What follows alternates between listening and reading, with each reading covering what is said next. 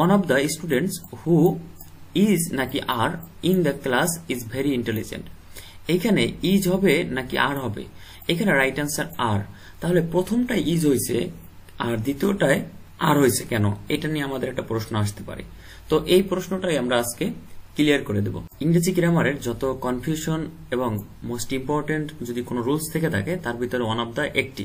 তাই one of the নিয়ে আজকে আমরা যত ঝামেলা যত কনফিউশন আছে সব ক্লিয়ার করে দেবো মাত্র 10 সেকেন্ডে। তো ক্লাসটা শেষ অবধি দেখার অনুরোধ থাকলো। আর যারা ইউটিউব থেকে দেখতেছেন অবশ্যই চ্যানেলটা সাবস্ক্রাইব করে রাখবেন। তো মূল আলোচনা শুরু করার পূর্বে আপনাদেরকে আমি দুটি এক্সাম্পল দিয়েছি। এখানে দেখেন, one of the students is / are absent. এখন এখানে রাইট অ্যান্সার কোনটা? আমরা প্রথম রুলসটা এখানে রাইট অ্যান্সার ইজ, এটা আমরা অনেকেই জানি, ম্যাক্সিমামই আমরা এখানে দেব ইজ, কারণ এই রুলসটা আমরা সব জায়গায় সচরাচর দেখতে পাই যে অন অফ দ্যার পরে নাউনটা আসবে কি ভাইয়া? নাউনটা আসবে প্লুরাল আর ভার্বটা আসবে কি? ভার্বটা আসবে সিঙ্গুলার, আমরা সেটা জানি। বাট পরবর্তী যে রুলসটা দেখো, এক্সাম্পলটা আমরা খেয়াল করি যে one of the students who is নাকি are in the class is very intelligent. এখানে ইজ হবে নাকি আর হবে? এখানে রাইট অ্যান্সার আর। তাহলে প্রথমটাই ইজ হয়েছে আর দ্বিতীয়টায় আর হয়েছে কেন? এটা নিয়ে আমাদের একটা প্রশ্ন আসতে পারে।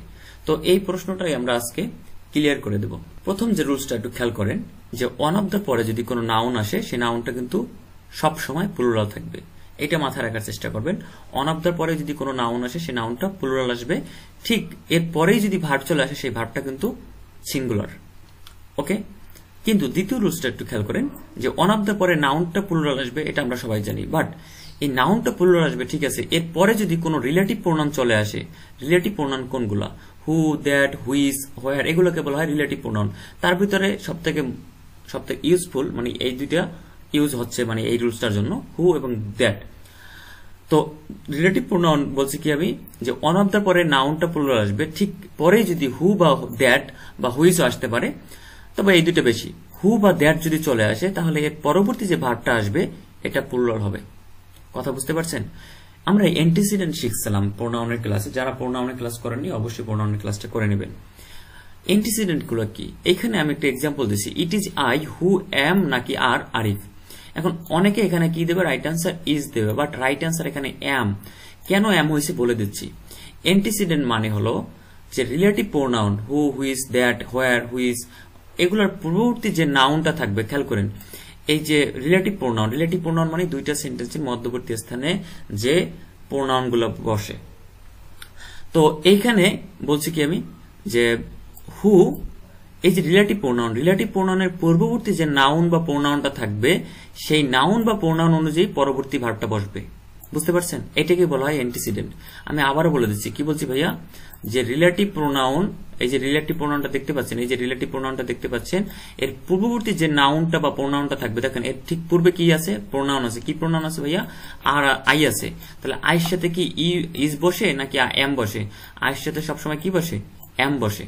তাহলে এই যে এই বিষয়টা খেয়াল রাখবেন যে হু বা দ্যাট একটা রিলেটিভ প্রোনাউন। তাহলে রিলেটিভ প্রোনাউনের পূর্ববর্তী যে নাউনটা থাকবে সেই নাউনটা যদি প্লুরাল হয় তাহলে ভার্বটাও কিন্তু আমরা জানি প্লুরাল হবে। আমরা সাবজেক্ট ভার্ব এগ্রিমেন্ট একটা শিখছি কি, সাবজেক্ট যদি সিঙ্গুলার হয়, সাবজেক্ট সিঙ্গুলার, তাহলে ভার্ব কি? Verb singular. আর সাবজেক্ট যদি প্লুরাল হয় ভার্ব প্লুরাল। আমরা সাবজেক্ট ভার্ব এগ্রিমেন্টের ক্লাসে এগুলো আরো বিস্তারিত আলোচনা করছি। তো এখানে আশা করি বিষয়টা বুঝতে পারছেন। আমরা কয়েকটা এক্সাম্পল দেখি।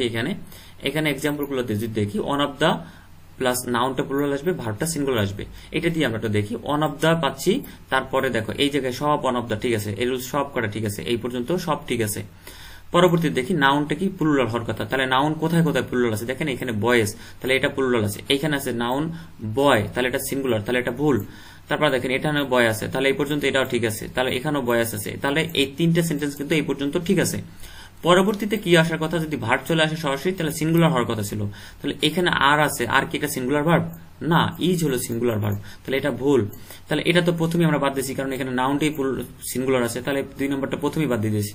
পরেরটা দেখি পেলে, এটা প্লুরাল ভার্ব।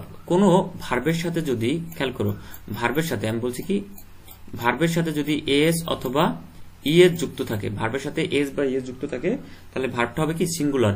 বাট ভার্বের সাথে যদি এস অথবা ইএস যুক্ত না থাকে সেটা প্লুরাল। তাহলে আমাদের হওয়ার কথা ছিল কি ভাইয়া সিঙ্গুলার ভার্ব, তাহলে পেলে একটা প্লুরাল ভার্ব, এটা ভুল। তাহলে রাইট অ্যান্সার দেখেন ইজ, এখানে সিঙ্গুলার ভার্ব পেয়ে গেছি আমি, রাইট অ্যান্সার ডি নাম্বার। আশা করি ক্লিয়ার। পরবর্তী এক্সাম্পলটা দেখি, ওয়ান অফ দ্য প্লাস নাউনটা প্লুরাল প্লাস হু বা দ্যাট যদি চলে আসে তাহলে পরবর্তী ভার্বটা প্লুরাল আসবে। এইটা থেকে কিন্তু আপনাদের পরীক্ষায় বিভিন্ন, বিশেষ করে যারা এডমিশন পরীক্ষা দেবেন আর হলো যারা বিভিন্ন ধরনের জব পরীক্ষা দেবেন, আপনাদের জন্য খুবই গুরুত্বপূর্ণ। এখানে ফোকাস করেন একটু ভালো করে। অন অফ দ্য পাচ্ছি, এখানে ওয়ান অফ দ্য পাচ্ছি, এখানে ওয়ান অফ দ্য পাচ্ছি, ওয়ান অফ দ্য পাচ্ছি, প্রত্যেকটাই। আমি এখানে চারোটা অ্যান্সার রং, কেন রং হচ্ছে আমি সেটা বলে দিচ্ছি, একটু দেখাই দিই আপনাদেরকে। ওয়ান অফ দ্য এর পরে দেখেন নাউনটা কি প্লুরাল হওয়ার কথা, নাউনটাও কিন্তু প্লুরাল হচ্ছে। এরপরে হু বা দ্যাট যে কোনো একটা আসতে পারে, দেখো হু আসছে, তাহলে এখানেও প্লুরাল নাউন আসছে, হু আসছে, এখানেও প্লুরাল নাউন আসছে, হু আসছে, এখানেও নাউন প্লুরাল, হু আসছে। কিন্তু এর পরবর্তী ভার্বটা কিন্তু প্লুরাল হওয়ার কথা ছিল, কিন্তু দেখেন চারোটায় কিন্তু ইজ আছে, তাহলে চারটে অ্যান্সারই কিন্তু রং। এখানে যদি আর থাকতো তাহলে আমার রাইট অ্যান্সার কিন্তু হতো। এখন কেন এটা হয়েছে আমি এখানে একটু জুম করে আপনাদেরকে আমি দেখাচ্ছি, একটু খেয়াল করেন। যে এখানে দেখেন বলছি কি রিলেটিভ প্রোনাউনের পূর্ববর্তী যে নাউনটা থাকবে, এই দেখেন পূর্ববর্তী নাউনটা আছে কি প্লেয়ার্স, তাহলে প্লেয়ার্স কি একটা প্লুরাল নাউন না, প্লেয়ার্স কি একটা প্লুরাল নাউন, তাহলে প্লুরাল নাউনের সাথে ভার্ব কি হয়, প্লুরাল ভার্ব। এটা কি বুঝতে পারছেন? আশা করি বুঝতে পারছেন। তাহলে আমাদের যে আজকের ক্লাসটা আমি আশা রাখি আপনাদের জন্য খুবই গুরুত্বপূর্ণ এবং উপকারী ছিল। যারা ক্লাসটা দেখছেন অবশ্যই কেমন হয়েছে ক্লাসটা অবশ্যই কমেন্ট করে জানাবেন। আর আপনারা কোন কোন বিষয়ে ক্লাস চান অবশ্যই কমেন্ট করে জানাবেন। আর চ্যানেলটা অবশ্যই অ্যাডমিশন ক্লাসরুম, আপনাদের জন্য যত কনফিউশন, যত কমন মিস্টেকস ইন ইংলিশের যতগুলো বিষয় আছে এবং অ্যাডমিশন পরীক্ষার্থী যারা আছে তোমাদের জন্য খুবই গুরুত্বপূর্ণ বিষয় নিয়ে এই চ্যানেলে উপস্থিত হব। তো আজকে এই পর্যন্ত, অবশ্যই কমেন্ট করে জানাবা কোন টপিকের উপর ক্লাস চাও, আজকের ক্লাসটা কেমন হয়েছে। আর পরবর্তী ক্লাসে তোমাদের সাথে দেখা হবে। সেই পর্যন্ত সুস্থ থাকো, ভালো থাকো, আসসালামু আলাইকুম।